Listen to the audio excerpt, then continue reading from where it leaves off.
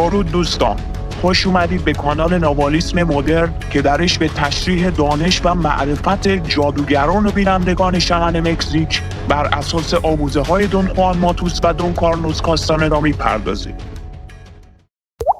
خب با شما هستیم و ادامه مبحث خصوصیات پیوندگاه. یه نکته در مورد نقطه تجمع بود که من فراموش کردم تو جلسات قبل بهش بپردازم.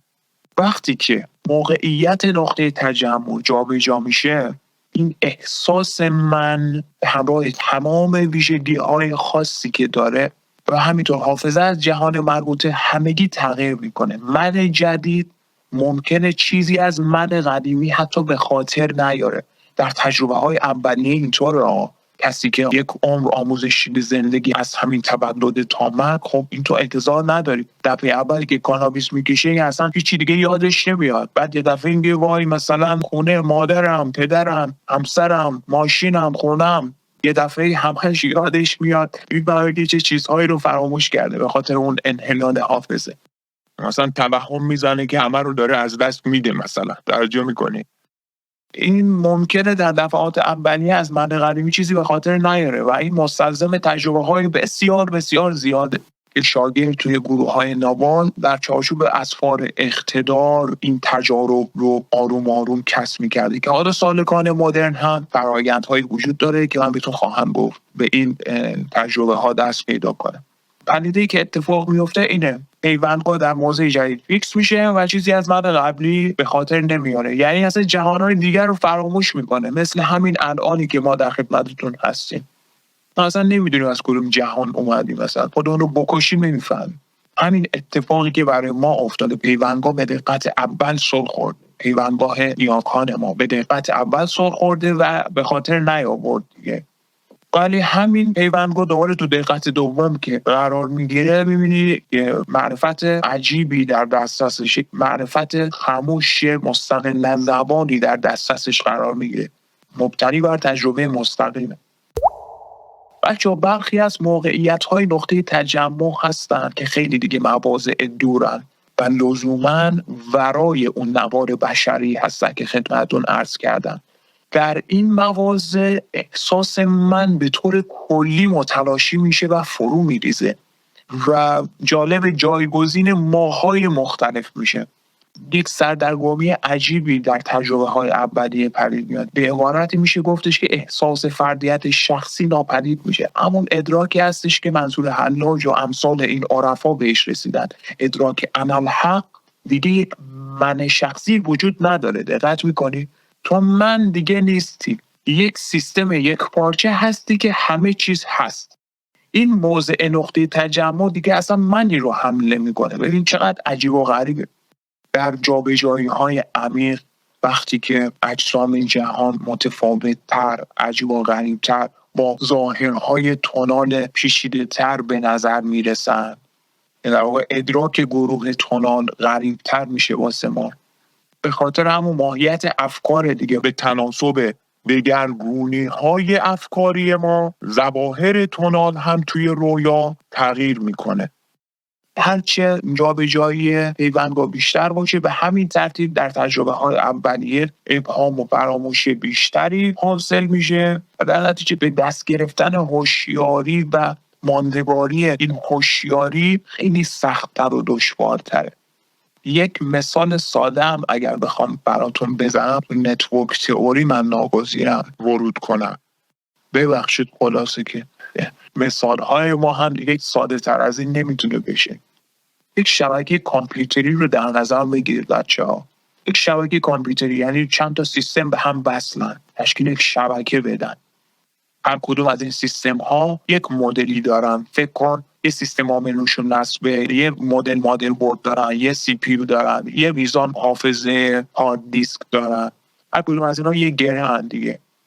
اینا به هم وصلن، تشکیل یک شبکه کامپیوتری میدن. فرض بکنید نقطه تجمع کاربری باشه که قرار با این شبکه کار کنه. برای دسترسی به هارد دیسک هر کدوم از این نودها یا گره ها به عنوان حافظه کامپیوتر مربوطه، هارد دیسک هر کامپیوتر میشه حافظه متناظر با همون نود دیگه. برای که دسترسی داشته باشیم و به خاطر بیاریم که چه اتفاقی توی اون سیستم میفته، رابط کاربری یعنی این من باید از سیستم عامل اون گره عبور کنه دیگه تا به اطلاعاتش دسترسی پیدا کنه، ببینه چه خبره، اونجا رو تجربه کنه. درست مثل این میمونه که ما پیوندگاهمون رو جابجا کنیم به مواضع مختلف و اونجا رو حضوراً تجربه بکنیم. بنابراین اینجا هم همینطوره، فقط به عنوان یک مثال دارم بهتون میگم. بدین معنا که نقطه تجمع باید به موقعیت مربوط به آن گره جابجا بشود. نتیجتاً کاربر این منی که قرار گرفته در اون سیستم با ساختار تونال جدیدی باید کار کنه. یک تونال جدید داره دیگه. تونال جدیدش چیه؟ اون سیستم، اون مدلی که داره، مادربردی که داره. هر کدوم از این سیستم‌ها یه تیپ خاص خودشون رو دارن دیگه. یک تونال اپیرنس خاص خودش رو داره. و برای آگاهی از اون چه که در گره قبلی اتفاق افتاده، مثلا فرض کن توی سیستم دوم یه ارور داده، مثلا میخوای بفهمی که چه اتفاقی افتاده، دوباره باید پیوندگاه رو ببری متناظر با همون نود، بری توی فضای سیستم عامل اون بفهمی اوضاع از چه قراره، در حالی که دوباره ممکنه فراموش بکنی تو سیستم قبلی چه اتفاقی افتاده، چون دسترسی نداری دیگه، مگر اینکه حالا یه سیستم مرکزی داشته باشه که اون یک حالت خاصی هستش. سیستم صوفیسم در واقع از اون تئوری استفاده میکنن، بهش میرسن. بنابراین شما برای دسترسی به هارد دیسک ناگزیر هستی که پیوندگاه رو مستقیما جابجا کنی به موضع متناظر با نود اون هارد دیسک. این مثال رو آوردم بچه‌ها که بهتون روش به خاطر آوردنی که ساحران کشف کرده بودن رو براتون توضیح بدم. اونها به شکل روزمره به خاطر نمیارن که مستلزم اینه که با نگاه عادی، با رویکرد عادی نسبت به حافظه ارگانیک همه چیز رو در یک سیر خطی ترتیبی به خاطر بیاریم. خیر، جادوگران برای اینکه یکی از منها رو تجربه کنن یا حافظه نظیر رو یادآوری کنن یا اینکه تجربیاتشون رو به خاطر بیارن، کاری که میکردن همین بوده، همین اتفاقی که توی این شبکه میفته. پیوندگاهشون رو متناظرا جابجا میکردن به اون موضع مورد نظر و اونجا رو دوباره با اون مد جدید درک و مشاهده میکردن تا حافظه رو فعال کنند و به خاطر بیارن و نهایتاً دوباره برگردن حالا به موضع قبلی. بچه تا اینجا ما 2 سوال اساسی میتونیم داشته باشیم. خیلیاتون ممکنه با این 2 سوال مواجه شده باشید. حالا یکیش رو که جلسه پیش پرسیدن که ما اصلا چرا اینجاییم، در این موضع نقطه تجمع الان هستیم. باید بریم همون فلسفه آفرینش رو بگیم، تاریخچه‌ای که بشر داشته، سیر پیوندگاهی رو بگیم که میمونه یک جلسه دیگه که اصلا چرا پیوندگاه ما الان در دقت اول اومده فیکس شده، چرا من متمرکز بر این ارگانیسم شده الان، دلیلش چیه؟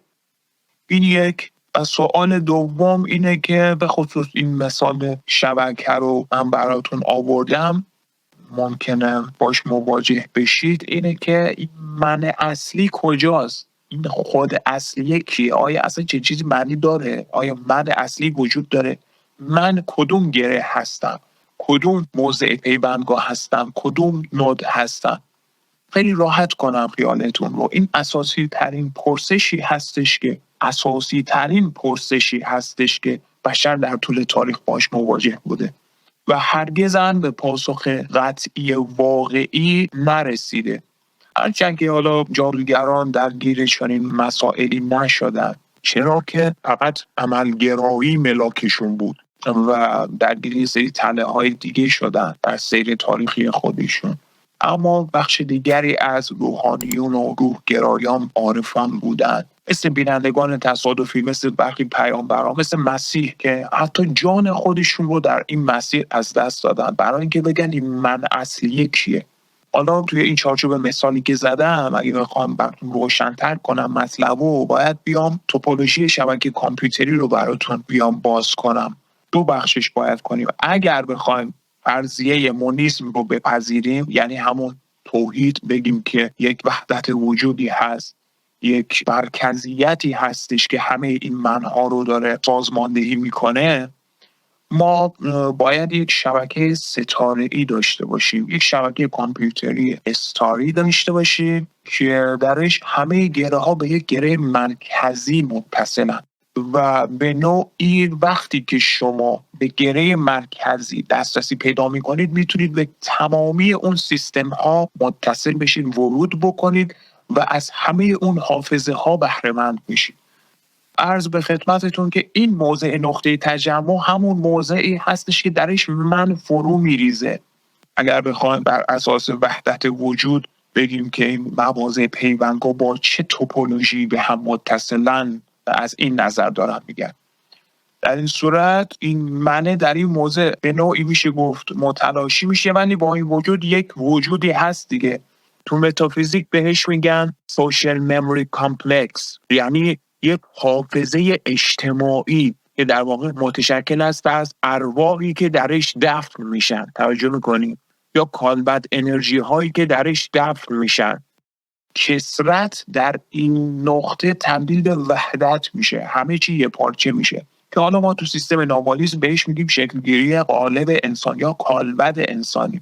در این نقطه اتفاق میفته. کسی که میخواد کالبد انسانی رو تجربه کنه باید نقطه تجمعش رو به این موقعیت منتقل کنه، همون موضعی که ادراک انالحق درش شکل میگیره، که البته اینم بگم به سطح انرژی باز برمیگرده و برای همه قابل دسترس نیست. اما از دید نظریه ناوالیسم بخوایم یک توپولوژی متصور بشیم برای این شبکه کامپیوتری، باید یک شبکه فولی کانکتد رو در نظر بگیریم. یعنی تمامی این مواضع پیوندگاه دو به دو با هم کانکت هستن. یعنی تو از هر موضع نقطه تجمع میتونی به هر موضع نقطه تجمع بری. اینطوری هستش دیگه، درسته؟ مرگ ستیزانی مثل مستاجر، مثل شاکاتل همچین سطح انرژی رسیده بودن، یا مثلا شمس و امثالهم، اینا میتونن از هر موقعیت نقطه تجمع به موقعیت دیگه نقل مکان میکنن.